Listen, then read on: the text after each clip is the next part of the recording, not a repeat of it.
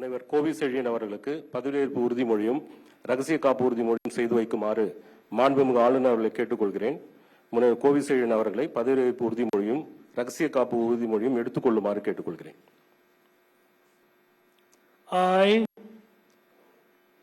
கோவி செழியன் என்னும் நான் சட்டப்படி அமைக்கப்பெற்ற இந்திய அரசியலமைப்பின்பால் உண்மையான நம்பிக்கையும் மாறாப்பற்றும் கொண்டிருப்பேன் என்றும் இந்திய நாட்டின் ஒப்பில்லாத முழுமுதல் ஆட்சியை ஒருமையையும் நிலைநிறுத்துவேன் என்றும் தமிழ்நாட்டு அரசின் அமைச்சராக உண்மையாகவும் உளச்சான்றின்படியும் என் கடமைகளை நிறைவேற்றுவேன் என்றும் அரசியல் அமைப்பிற்கும் சட்டத்திற்கும் இணங்க அச்சமும் ஒருதலை சார்புமின்றி விருப்பு வெறுப்பை விலக்கி பலதரப்பட்ட மக்கள் அனைவருக்கும் நேர்மையானதை செய்வேன் என்றும் உளமாற உறுதிமொழிகிறேன்.